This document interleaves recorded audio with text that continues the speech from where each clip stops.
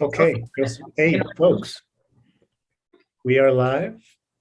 Welcome, LinkedIn Metaverse inhabitants.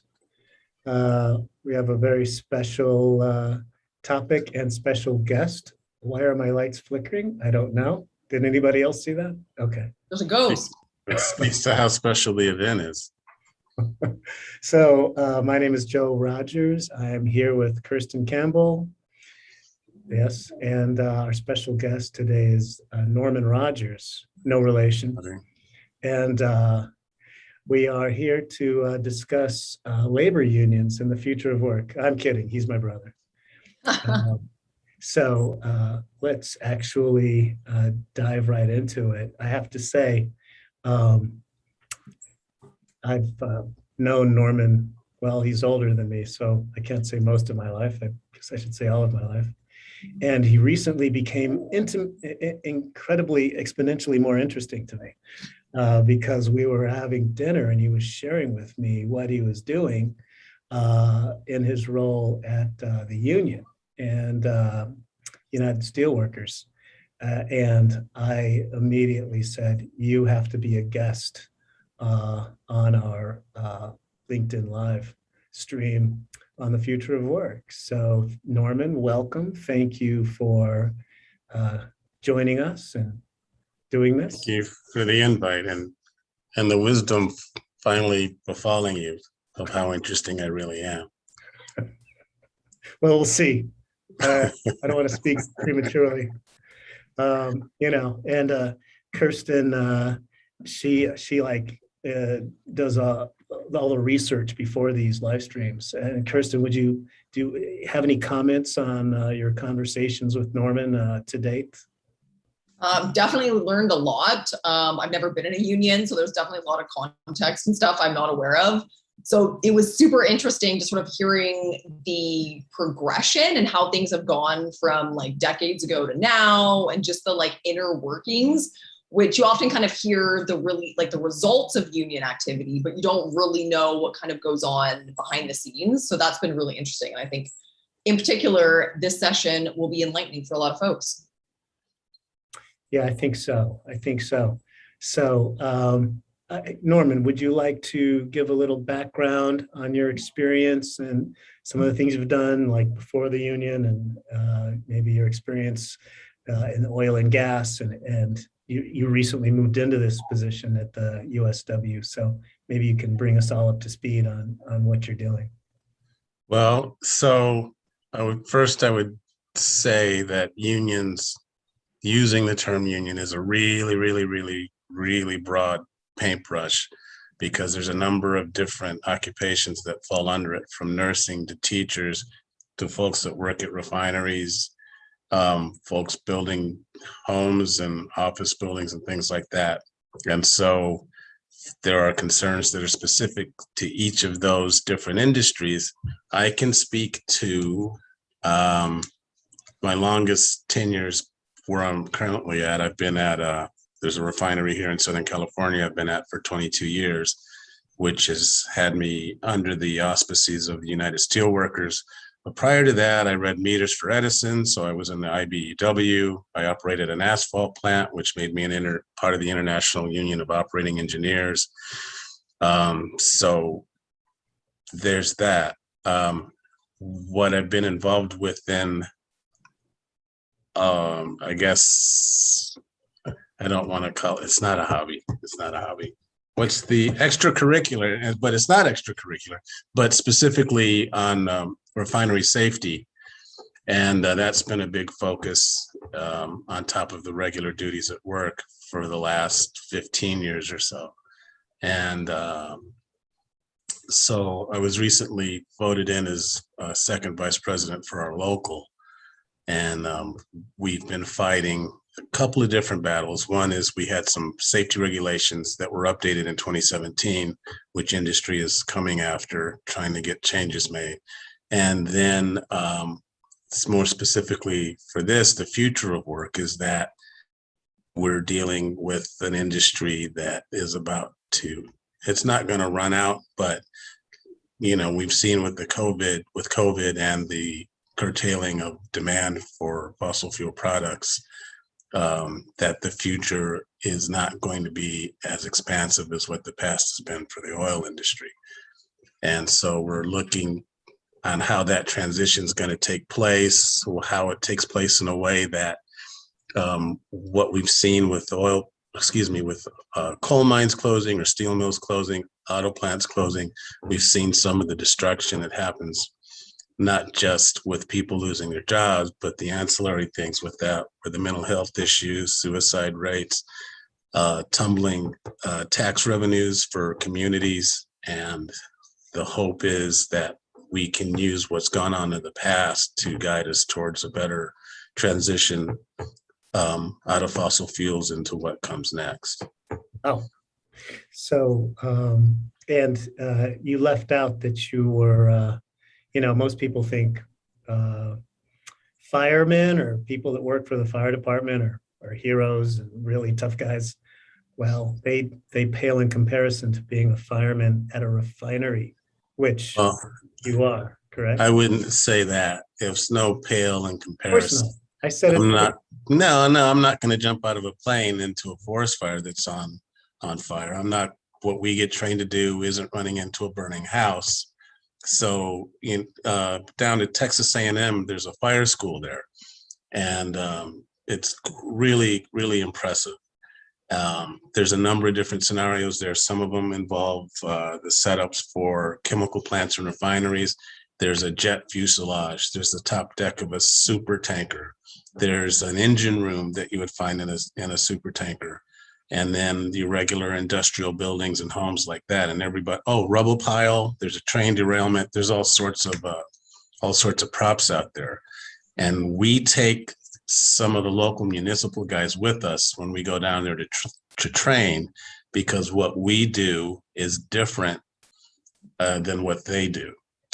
To give a semi-quick example, this happened years ago. It happened out in Torrance. It was a hilly area, and there was a young lady driving her car. She came down the hill into the little valley before she hit the next hill. Her engine stalled.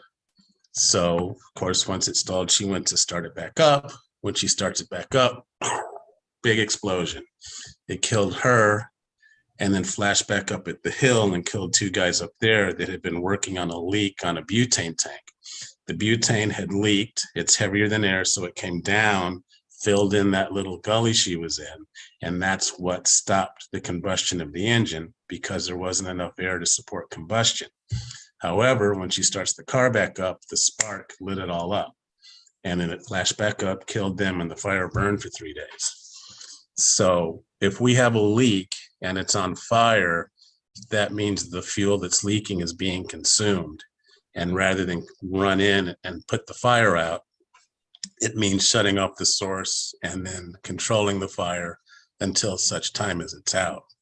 The municipal guys, that's not always what they would do, automatically if they saw something like that. They go, there's a fire, let's put it out. As soon as they put it out, then you've got a vapor cloud that's looking for another source of ignition.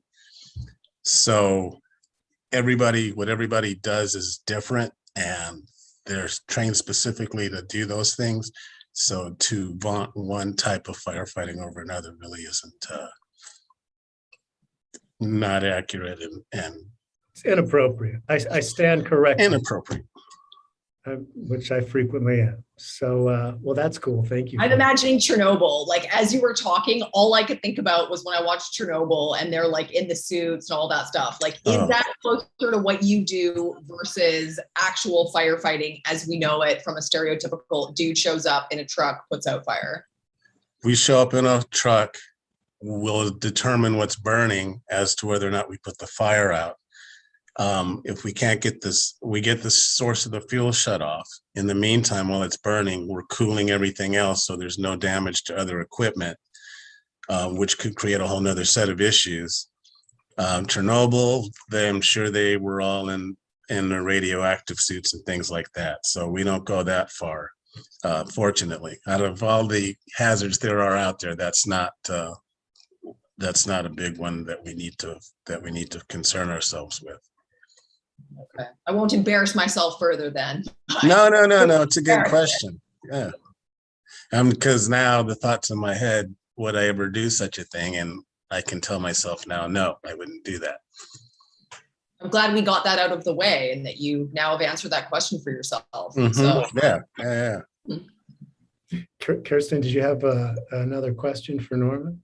well, I don't want to like throw the whole thing at you at the moment, but like based on what you had just mentioned, I'm really curious to know what's happening to the folks who are gradually going to be phased out of fossil fuel jobs in California. Because I know that that's your particular wheelhouse. So I wanted to give that as much time as possible, but I don't want to be like, here, let me ask you the biggest question first off. So if you're cool with it, are you okay with that question? What would another question be? What safety challenges await us in the future of work? Good, googly moogly. All right, let's go to the other one first then. So ideally, and this is still very, very early on, but there's folks that have been looking at this over the last couple of years, is forget what the total number of fossil fuel workers are right now, in particular, those at refineries. But it's to engineer a soft landing, to transition, and actually to have a planned transition and not just some mishmash of refinery closures or scale backs. That there's training made available for folks that are, so for folks that are close to retirement, that pensions are guaranteed.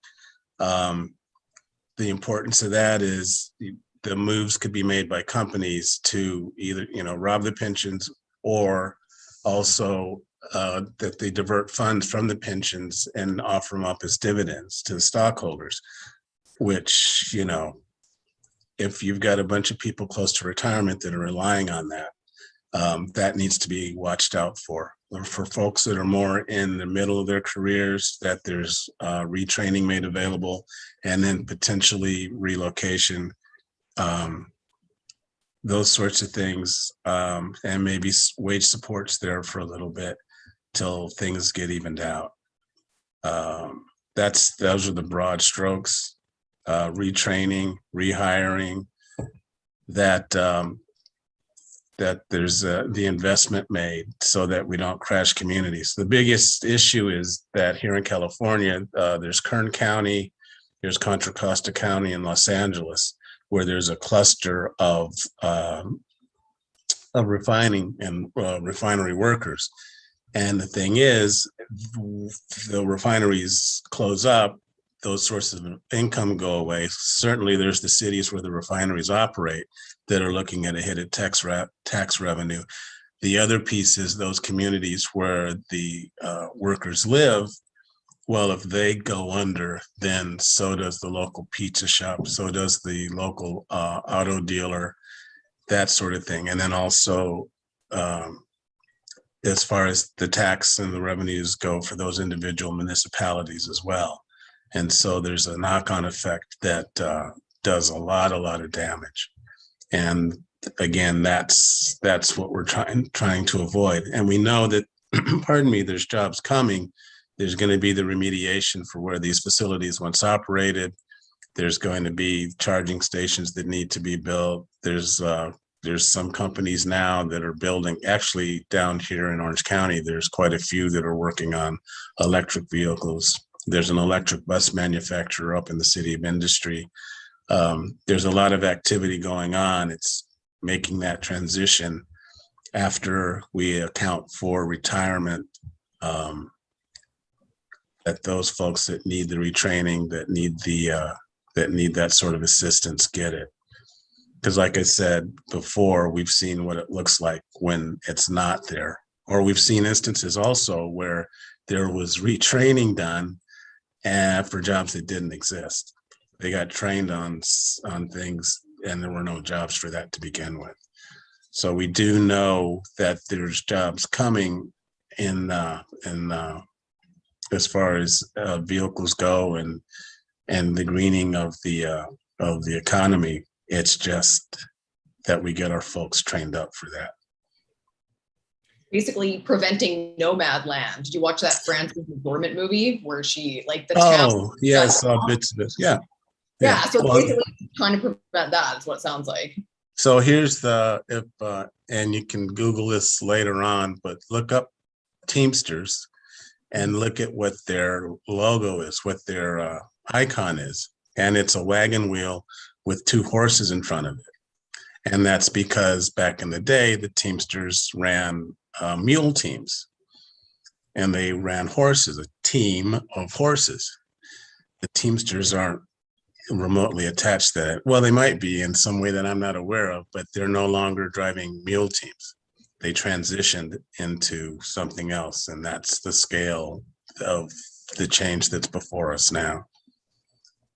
So what's the vibe, would you say, for the folks who are, not the folks who are looking to retire, because that's pretty easy, they're just going to fade away and enjoy their pensions, but what about the folks who are far enough away from retirement that they're going to have to upskill and they're going to have to, in some capacity, be injected into the green energy in whatever that might look like? What's the kind of vibe? Is it excitement? Is it terror? Based on nothing more than your perceptions because you're in there. Right. So right now it's just how bad, how wide is it going to be, the depth of the change, the width of the change, because cars aren't going away. And it's going to be quite some time before you're able to fly from Los Angeles to Sydney on an electric plane. So it's going to be part of the energy mix to come. It's just going to be how big. And so,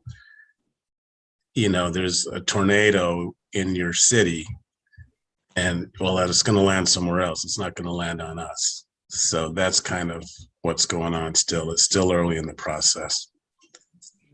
What really caught my interest was that you're actually helping with these sort of contract negotiations to either protect pensions or prepare, or transition these your current workers into these new roles or new jobs. And we've had conversations with other guests in the past, more academics who are, they're driven by data, but it's more theoretical. Like, everybody's been talking about how people need to be upskilled and retrained for the jobs of the future that don't exist yet, and how's it going to work? And we've seen that back when robotics came into like auto industry in the 80s, but it's as far as sort of the more white collar industries, and it's been theoretical for me until we talked, Norman, and you're actually in the trenches trying to do that and figure it out, which just fascinates me. So how is that going? I know labor and management are frequently at odds. Like how are those conversations going? So we're not to the point yet of talking to companies. There's no contracts been signed. It's the groundwork is still being laid and the narrative's being set, because it's when it comes time to discuss with the companies, there needs to be a stronger framework already in place, and that's not there yet. So it's still quite early in the process before getting to that point. Those are discussions for further down the line, and I imagine that it'll be well above my pay grade. Because again, that same reticence about it's a change that's going to affect me. It's a tornado that's going to end up in my backyard. Is the same view right now. I would imagine for the individual oil companies, that we will be the ones that are still making jet fuel, into the future. And there's jockeying of positions to try to make that be the case for all the companies. We won't be the case, most likely, but no one can say who's going to make it and who's not. So there's a jockeying for positions, last man standing. Doesn't it seem to make more sense logically from a company perspective, though, to not hope that you're going to win the scratch ticket and instead just like run headfirst into green energy and like all that kind of stuff, rather than, as you say, jockeying for position? So I can't speak to that really, but I do know I can say what we're built to do. I mean, there's some places that have done it already. There are about 7 refineries, I think, closed down last year. There's a couple, some of them are switching to renewable diesel. But even with that, that's like there was a plant in Martinez, California last year that shut down refining and switched to, they're become a terminal and they're gearing up to do renewable diesel. But I think out of 500 people, they've kept 100 maybe. So that's still something, even with that kind of restructuring, it still leaves people out looking for jobs.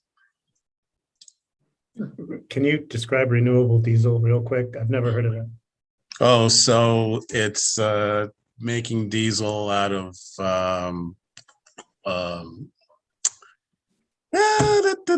Like biomass type stuff? yeah, essentially, yeah. Thank you. I Grease couldn't think of from the term. restaurants? Yeah, Okay. and there's a few spots around the country that have moved to that, but the numbers needed to operate something like that are much reduced. And that still pollutes. Yeah, and it's not though. But and so there's 2 pieces. There's the renewable part that we're going in a more circular system where we burn something that we're able to use again, and the low sulfur diesel. But then so we're not extracting fossil fuels, and then the issue of emissions and all that. So there's 2 pieces to it. Okay. Yeah, that's true. Interesting. So then, given all that's going on with respect to what you just mentioned, what are the new opportunities for change that have emerged because of COVID in particular? New opportunities. So I can't say so much for the folks that are hands-on on the equipment because they still need to come in and do what they do. I know on the office side, folks discovered that they could work from home. So that was done. New opportunities. Yeah. For specifically for what I've done at the refinery, things have been much the same now as they were before, although, there's barricades up now in between desks, there's masks, distance as much as possible. If you're not needed to be in a control room, then you don't need to be in the control room.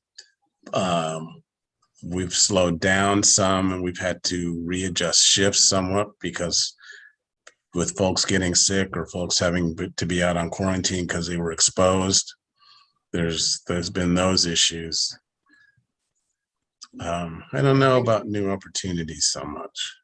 Am I recalling you like a year and a half ago, weren't you guys like ground zero in LA or in Southern California? Like we had a pretty early case in our facility, yes. And that guy had come from where? He had been traveling overseas and he came back. He and a couple of his friends, brother and cousin actually, had gone to Madrid and then I want to say Amsterdam. They were like following a couple of soccer games around. Oh, well. Came back, was feeling a little listless. We weren't sure. I just attributed it because he got in the night before, and then came into work that next night. And I just said, oh, he's jet lagged, which is what it looked like at first. And then, it turned out to be something beyond jet lag. That's crazy. And you somehow avoided it. Yeah, we were all close because this was very early on before any cautions started coming out. This was prior to NBA saying, oh, we're done. Baseball saying, oh, we're done. This preceded that probably by 3 or 4 days. So the guidelines on how to best handle all this wasn't there yet. I had a little, I guess, extra concern because I had recently returned from Brussels and came back through JFK. and was standing there at customs, elbow to elbow and shoulder to shoulder with folks from all over the world. And this was just after the story had come out that China was in the midst of building 10 hospitals in a week. They were working 24/7 to build new hospitals, which I personally took as a bad sign. So you don't have to travel all over the world. You just have to be standing in a hall with a bunch of people from all over the world. And in Amsterdam, of course, you've got folks coming in and not going out from all over while you're just standing there waiting to get on the plane. Sure. Pretty much Contagion. All you need is Matt Damon, and you're at Contagion right now. There you go. So given that you guys were one of the early lucky ones to have like the total shutdown and to have everything go crazy, I feel like that offers you almost like a unique perspective with regards to safety. And so given that you had that opportunity really early to be, oh my God, and shut everything down, do you feel like, I feel like you would have a unique perspective into how safety is going to carry into the future of work. So what do you kind of see in your crystal ball there? I think so, guidelines came down. There's work that has to be done. We don't shut the refinery down. That needs to operate. Fuel for cars, fuel for jets, fuel for fire trucks, all that has to be still needs to take place. So there was a whole list of workers that the governor's office put out as essential workers. We actually got little pieces of paper to carry with us in case we ever had to cross the police line, because there was some restrictions early on that, you're not supposed to be out. So we had those.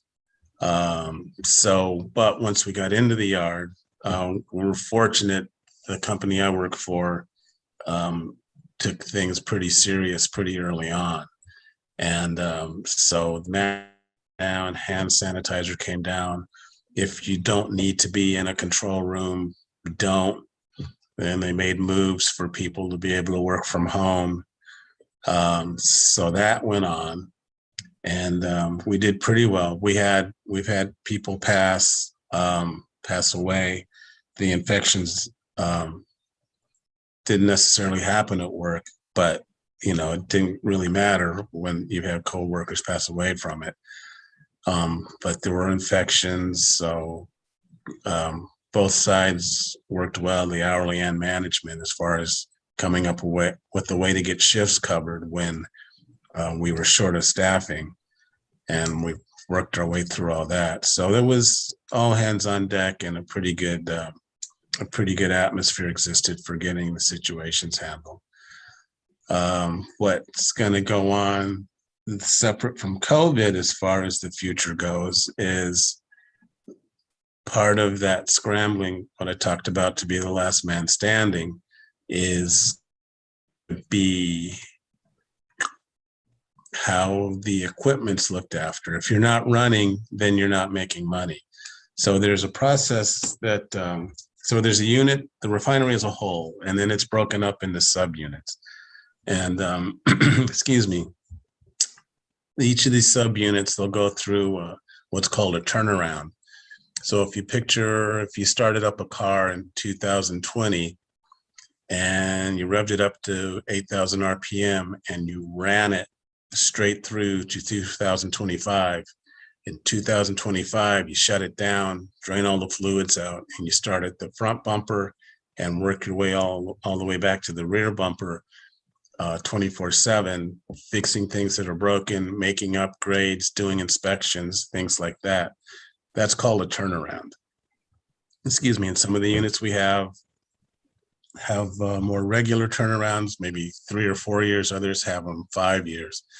The concern is that the turnarounds start and your production is impacted by that. So the concern is that there's a push to extend the dates on the turnarounds so that 3-year turnaround doesn't happen for the 4th year, and that 4-year turnaround doesn't happen to the 5th. And then you start getting into dicey situations where items that should be looked after and fixed, you're running it till it becomes very iffy. And so that's a safety aspect that's kind of out there in the offing that we're keeping an eye out on as well.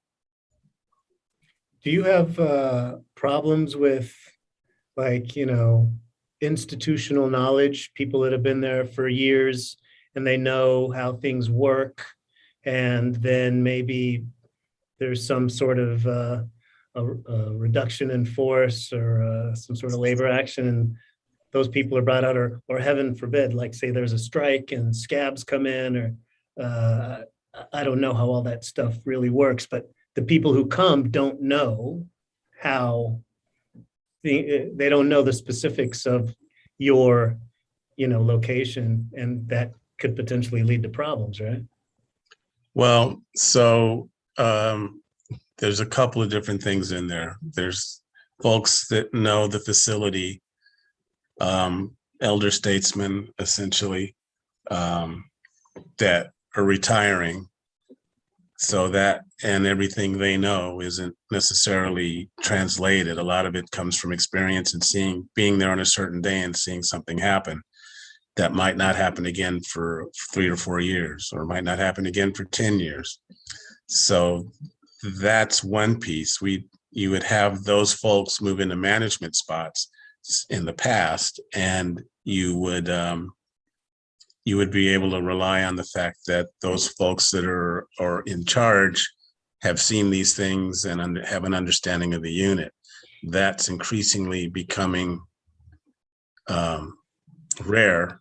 And we're getting folks, like we get our engineers now, like maybe the last job they had before they graduated high school was working at a Taco Bell. And then they come in as a junior engineer, and they're in charge of a unit. That institutional knowledge now isn't translating up the chain like it used to. You have folks coming in from college with all kinds of book smarts, but no practical knowledge. So that's one piece. The other piece is, there's a strike. They bring in as much management as they can, former operators that have gone to management, and they'll make things work as best they can. There was a strike in 2015, actually, and the folks were working 13, 14 hours a day. And we heard pretty scary stories about what was going on in the yard while we were out. There's a lot of confidence that, yeah, we can do this.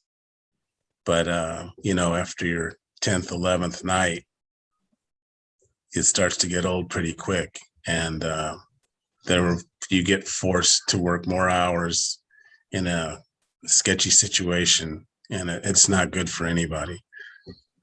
But there is a knowledge drain, and there's another one set to happen, because there's a lot of folks now that are, 60, 62, just ready to go. And there are incidents that have happened that those folks have seen, that fortunately updates in engineering and things like that there haven't been the number of incidents, I should say, but it's kind of a false sense of security if you don't really know what's going on with your unit and something does happen. So that reminds me, you were sharing with me about the Eastland, SS Eastland. Okay. Yeah. And should we actually bring that up, and you can talk us through it? If you think it's appropriate. Well, I think so, because it goes to that sort of continuity of institutional knowledge. Okay, fair enough. We can do that. All right. So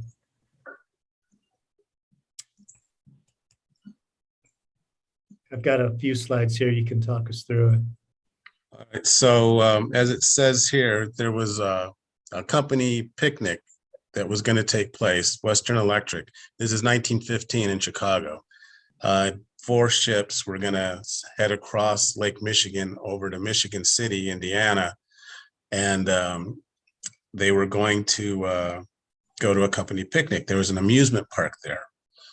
So Folks were loading on the one boat. In particular, it's called the SS Eastland. That's the one that that suffered the tragedy that day. With the SS Eastland, it was already a very narrow ship and it was subject to listing. But the crews that ordinarily worked the ship knew that and were accustomed to it and took it in stride. The day of the incident, they were loading all these people on, getting ready to head across Lake Michigan, and the ship started to list. And folks panicked because they weren't familiar with it. So they all ran to one side, and then the boat capsized. It never left the harbor, never left the dock. And yeah, this picture shows there were there was a number of survivors, but the conservative estimate is over 800 people died. Some estimates put it up to the 1,100. But there was whole families that ended that day. Inside the boat, down in lower decks, they had pianos and things like that for the entertainment of the folks that were on that day. Of course, none of that was secured, and so when the boat went over, some folks passed away because they were hit with objects. Others tried to jump away, but couldn't swim out fast enough to get away from the boat. And then others just flat out drowned in the lower decks. Part of what made this situation worse was this happened after the Titanic. And out of the Titanic incident, the issue was raised and legislation was passed that given there weren't enough lifeboats for everyone on the Titanic. So lifeboats were put on this ship to make sure there was enough for everyone, and they were put on towards the top. So it exacerbated the listing issue. It made it even more top heavy, and that did not help folks on this day. Wow. So there's a plaque on the Chicago River that that talks about this incident, and in the back across the river there was a building that they used as a temporary morgue that day, and they say it's haunted. I bet. So Cruise you know, ever. that's there's the piece about the fixes you make. Are they really fixing a situation? You know, a narrow boat, a boat that's already given the listing, prone to listing. Do you put that much weight up above the center of gravity? That's why they like, I don't know if you've ever been on a plane where they have to board people. Okay, you Yeah, sit on this yeah, side, yeah, you sit on that Mhm. side. Right. Um, I mean, there's a lot of questions, and I don't know the level of detail. Had they done this sort of thing before? Was this the first time that they put this many people on the ship in this big of numbers in this short amount of time? I don't know. I don't know how soon this was done after the lifeboats were put on. There's a lot of questions that there may be answers for, but I don't know. But if you want to look up the SS Eastland, there is archival video, actually, that video film that that captures what happened. that's crazy. Yeah. And I'm monitoring our LinkedIn feed, and for some reason, it doesn't appear like the PowerPoint's coming across, unfortunately. But would you like to talk about the Iroquois Theater, or the Iroquois Theater, as the Canadians? How dare you, Iroquois? Hey, I'll try to share. I'll try to share again. Hopefully, it'll.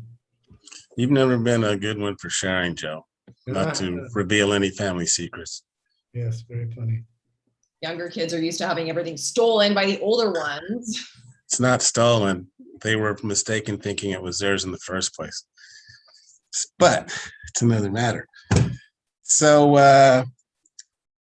so to go from grim to grim, and unfairly and sadly again for Chicago, this was the Iroquois Theater, and this happened in December of 1903. So the Iroquois Theater was this beautiful new theater that had been built and it opened late. Construction fell behind. It opened late, so to make up for the revenue that had been lost because of the late date, when they had shows here, they overbooked them, and so they had people sitting in aisles and things like that. This particular day being so late in December, this was December 30th, it was a Christmas show, and so there was a lot of kids there, the mothers of the kids, and there was a fire that broke out on the stage, and it caught some of the set on fire. They tried to open a back door so folks could get out. When they opened the back door, it acted like a blast furnace, and all that fresh air coming in just blew the fire into the theater. And yeah, this is what the inside looked like. So we had a combination of the aisles being filled with people. We had the problem of they blocked some of the aisles so that folks in the cheap seats didn't try and sneak down front. We had the issue that the exits had drapes over them, so no one could see where the exits were. And then there was the additional problem of there was a different style of lock or door handle than what people were accustomed to. And so folks tried to get out, couldn't find the exit. Once they did find the exit, they couldn't figure out how to get the doors open, and 600 people died. So out of that, yeah, there's another scene. There was that. That's bad. It's a big oven. It was one big oven. What came out of it was, if you picture being in an auditorium and you see the exit signs, well, pardon me, there's a reason there's an exit sign. Because somewhere in the past, somebody couldn't find the exit. So now it's written in the law when things get built that those have to be readily visible. The other piece that came out, this is where out of this came the bar that you hit on a door. You just hit the bar and then the door opens. So this came out of that as well. I don't know that this specific incident was the one where the doors to an auditorium have to open out, but there have been other instances in the past where when the doors open into a room and there's an emergency and everybody rushes to get out and the doors slam shut and people keep pushing and pushing and pushing and you can't get the doors open again. So now the doors open out so people can get out. But everything you see, if it's an exit sign in a movie theater, if it's the door that you just have to hit that bar and it opens, stop signs, stop lights, all that stuff's been paid for in blood. And most of your safety regulations have been paid for in blood.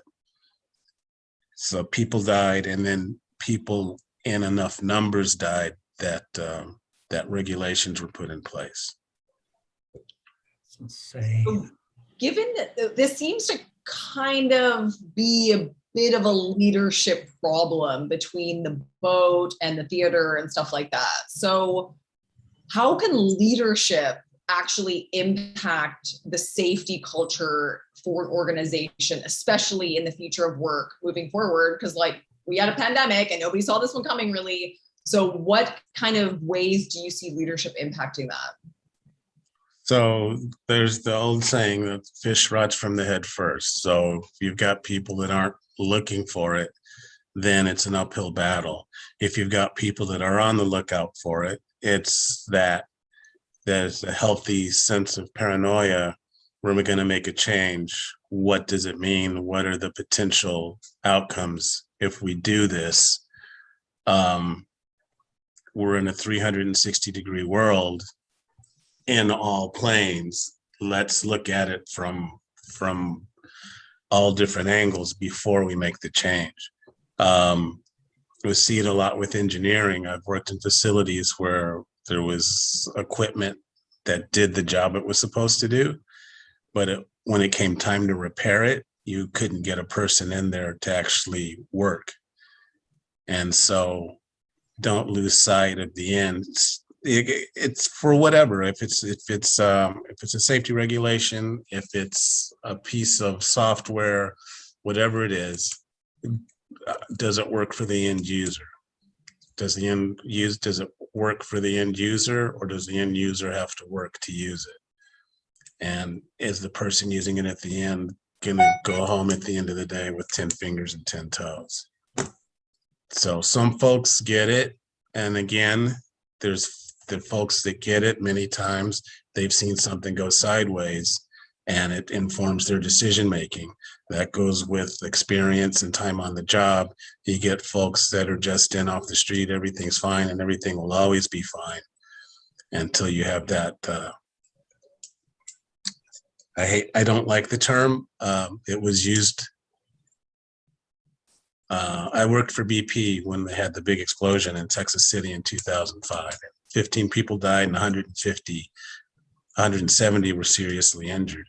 And, you know, it didn't happen at our site, but all BP sites actually around the world, you know, did a second look at how we were operating. But the term came up. We know the company used the term, we know it was a significant emotional experience.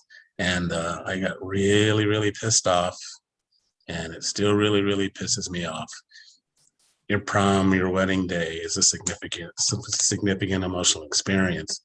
Those 15 people that died, there was one couple, they were husband and wife, and they left their 19-year-old daughter, were left without parents after that. And so I told the two folks that came down to get out of our office, or out of our control room.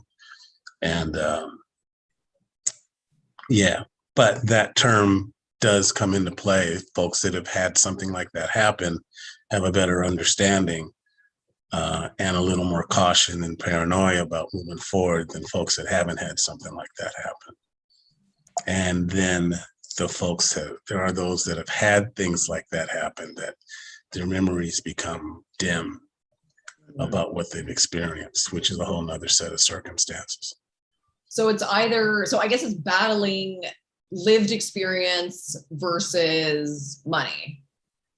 Like there, it seems to just be sort of like two opposing forces. And that ultimately seems like, at least from my lay person perspective, is that it seems to come down to, is it more horrific is there something more horrific that we remember or that's happened that we can point to that would allow us to risk things for a boatload of cash? Would it seem that way? So I would say that there's folks that are stuck in the middle, middle management, things like that, that can only say so much unless they want to start, if they want to start looking for another job. So they're hamstrung by their position. Something that happens, and I've worked at the same facility for over 22 years, but I've done so for 5 different companies. So the new company that comes in doesn't have the slightest idea. There's no attachment to the fatality or the issues that we've overcome before. And they'll come in, this is what we're going to do. This is how we've always done it. This is how we operate.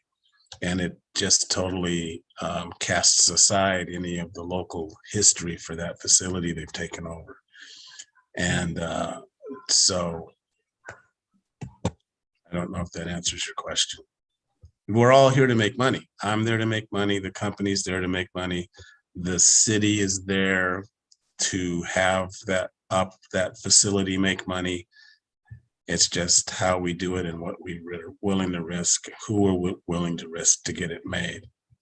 For sure, but like one corporate jet versus 2 isn't worth having a plant blow up. Like that's more of the, like, you're not taking the food out of somebody's mouth. It's more of like, what are, you know, the billions and billions and billions of dollars that they're standing to make. If they make one less billion, it really isn't going to ultimately matter versus having 15 people die and 150 seriously injured. So that's more, I guess, the tug of war that I perceive based on this conversation and other things I've read and stuff like that.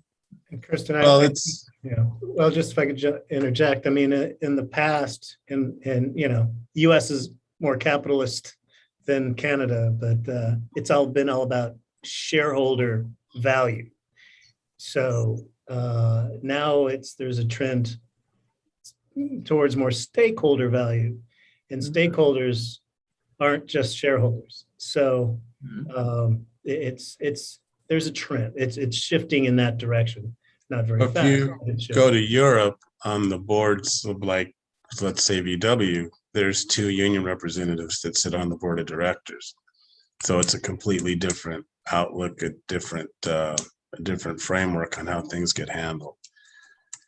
The reason Labor Day here is in September is because they wanted to break it up being on May Day like the rest of the world, May 1st, so that there wasn't this big nationwide or worldwide support for workers. So grumble, grumble, grumble. Norman, didn't you tell me the other day that there's only now are the sort of maybe the hourly or the more blue collar folks actually able to contribute to the safety conversations? Before it was all management. So roughly that's it. And so real quick, if you ask yourself, you're going to call an airline and ask them what their safety record is. And they tell you, well, our flight attendants had X number of coffee burns, X number of cuts, and a couple of them tripped on the carpet. But that's not what you're really interested in. You want to know, are the pilots trained? Is the integrity of the plane good? Do the workers who maintain the plane know what they're doing? Are there emergency procedures in place? That's more what you want to know when you ask an airline about its safety. So those first few things, slips, trips, and falls, that's health and safety. There's another version of safety, which is called process safety. And that latter is the health of the equipment and the knowledge base and the procedures around operating that equipment. So there have been process safety regulations in place since 1990, 92. Well, there was an update for California in 2017. And that update gave employee participation a big boost, that workers at the facility, if there's something being done, a change being made, that we have more of a say in the process of vetting that change than what we had before. And so the management of change process, if a change is going to be made, there's 2 types: management of change, which is equipment. This piece of pipe, you want to bring in some new construction, we sit in to see how that's done. There's also management of organizational change, which is people. We want to cut staffing, so we have to look at that and see how it looks. We want to increase duties over here, so we look at that and see how that works. Essentially, it's to give a bit of hindsight before you make a change. You're looking at things and seeing, what we hope to be the outcome is what it's likely to be. And those regulations in 2017 were updated. Before that, it was just management. By and large. And the problem we had with that was in 2012 in Chevron, Richmond, there was an explosion and a release. The smoke plume went over San Francisco and it sent 15,000 people seeking medical attention. So when that happened, then the governors put together a task force to look at these things. And that 5-year process from August of 2012 to October of 2017, work was done to update the regulations. As it turned out, the pipe that leaked that day had been called out before in meetings, but it had never been replaced. And it was able to be buried because there was nobody to say anything. It was just management and engineers talking amongst themselves. The engineers said, hey, this needs to be looked at and taken care of. Decisions were made not to do that. Classic. The one without context is the one making the call, and everybody else has to live with it. Yeah, that sounds about right. In offices, it really is. So we've got 4 minutes left. How do you want to, Kirsten, how do you want to wrap this up? I only have one last question. We can make it super, super quickly. 5 generations are currently represented in the workforce. How can organizations address the challenge of everyone's safety moving forward? You have to answer everything. It's up to you now. So hopefully it's impressed upon the older folks are able to impress upon the younger the things that can go wrong, to stay vigilant hopefully the younger ones listen, and at least if they're not listening, they're diligent about learning their jobs. Yeah, there's experience that's getting ready to walk out the door. It's been happening over time. We have, like you mentioned, we have folks at our facility that have been there for 4 years. We have people that have been there for 40 years. And the folks that have been there for 40 years have seen some pretty bad incidents happen. And that knowledge, we do a good job, as good a job as can be done, passing that along, but it doesn't always capture everything. Yeah, so I tell my son, close your mouth and open your ears. I used to tell him that when he went to go visit his grandfather, and it looks like a little bit of that rubbed off. So Don't tell him. He'll never admit to it. Oh, no.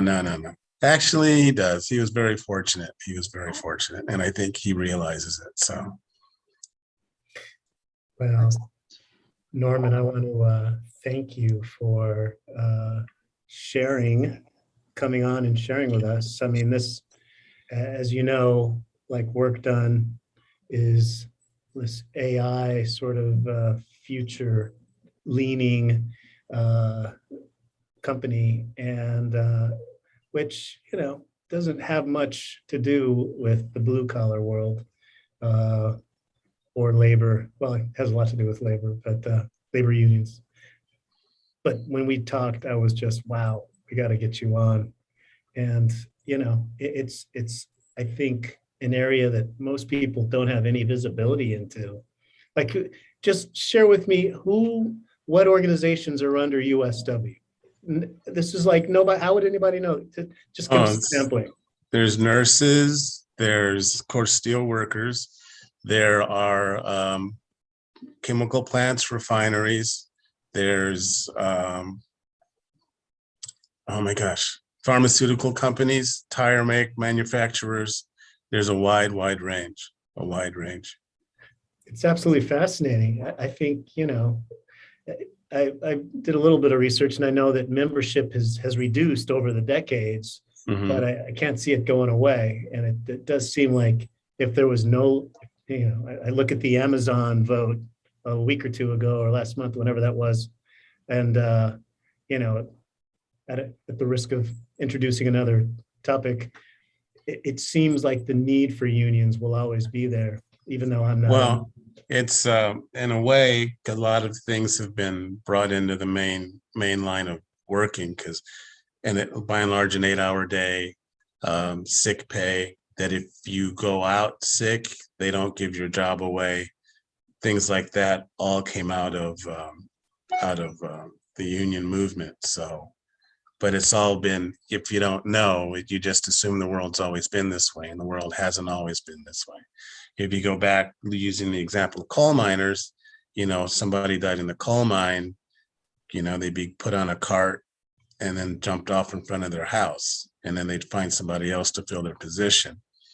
It's been that cutthroat. We don't have to surmise or make a guess at what it would be like, how bad it could get. We know how bad it can get, because they're more than willing to put kids in coal mines, put kids in textile mills, and they don't need an education or anything, and their hands are small enough and they can get into tight cracks. It wasn't until the mid-40s till that officially came off the books that it was okay to do those things. So it's not that long ago. Sure. For what it's worth. Yeah, we have unions to thank.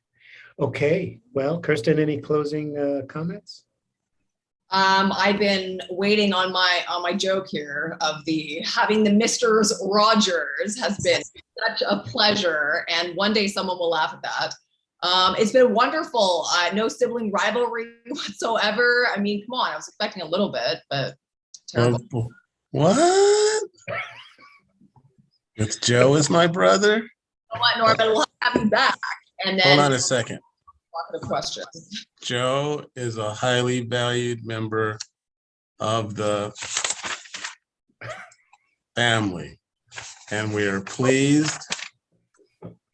Yes. The fact that you're in space makes it even better as you're saying this, because I feel like it really adds to it. But It does indeed. no, the fact that we don't have kids in coal mines, and it wasn't the goodness of their heart that corporations stopped doing that. It was firm regulation, unions, all that jazz. And Right. for those reasons, we should never get rid of them. They should be strengthened. And I really am looking forward to the day when Amazon gets their first union, and hopefully Jeff Bezos cries himself to sleep that night. But no, Norman, this has been so wonderful. I've learned so much. Thank you so much, especially for the photos. I love dramatic photos. They were fantastic, terrifying. And it is Iroquois. I will die on that hill. So with Okay. that, pass it back to you, Joe. Okay. Well, thank everyone out there in the metaverse, and Shantae especially for the questions, and Norman, again, we'll have to have you back when you have some more good news to share. Very good. I'd look forward to it. All right, everyone. Thank you. Have a wonderful evening, and we'll see you next week. All right. Take care. Thank you. Have a good one.